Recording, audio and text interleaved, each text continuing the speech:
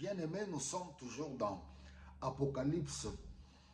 Là, au chapitre 2, nous voyons au verset 18 jusqu'au verset 29, Jézabel et l'esprit de Jézabel. Là encore, le Seigneur, Dieu est tellement reconnaissant. Le Seigneur fait des éloges, il reconnaît. Le Seigneur n'est pas ingrat pour ne pas tenir compte de tous nos efforts. Il reconnaît notre parcours. Si vous voyez, il dit, voilà, je reconnais tes activités, ton amour, ta fidélité. Là, c'est au verset 19. Ta persévérance.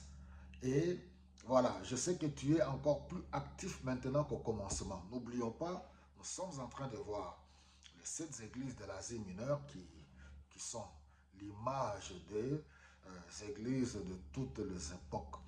Alors maintenant, il y a le reproche ici. Il s'agit de Jézabel. Écoute, au verset 20, il dit, mais j'ai un reproche à te faire. Tu tolères Jézabel. Alors, de prime abord, la première partie, j'aimerais bien expliquer qui est Jézabel. Nous trouvons cela dans 1 roi, à partir du chapitre 16. Nous savons qu'on en a déjà parlé l'autre fois sur le schisme, quand le royaume d'Israël s'était séparé. Alors il y a eu 10 tribus qui sont parties former le royaume du Nord comme capitale Samarie et 2 tribus qui ont formé le royaume du Sud comme capitale Juda. Alors ici, c'est au chapitre 16 de 1 roi, on nous parle du mariage d'un certain roi, Akab, qui a épousé Jézabel. Jézabel, c'est la fille du roi de Sidon. C'est elle qui amena l'idolâtrie en Israël pour qu'on adore le dieu Baal. Elle a même construit un temple, oui, en Samarie. Et voilà, tout le peuple d'Israël s'était détourné du véritable Dieu pour adorer le dieu Baal. Alors, c'est une femme, elle était une femme méchante, mauvaise.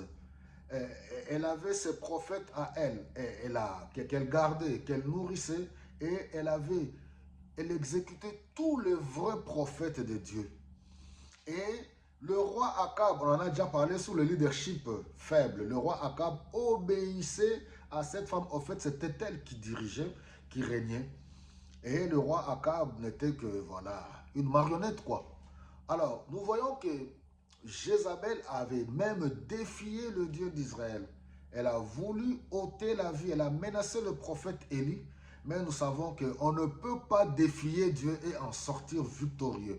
Impossible, le Dieu tout-puissant El Shaddai, aucun être humain ne peut le défier et en sortir victorieux. Oui, tous les grands de ce monde, les savants, les connaisseurs, oui, tous les philosophes, ils peuvent faire ce qu'ils veulent, mais le Dieu qui a créé les cieux et la terre, il est le tout-puissant, il règne, il connaît les limites qu'il a mis pour chaque être humain. Et nous voyons, selon la prophétie d'Élie, le prophète Élie, Jézabel, réellement, a connu la mort. Elle a été tuée, écrasée dans le champ de Naboth. Vous pouvez voir ça dans 2 Rois au chapitre 9, verset 33.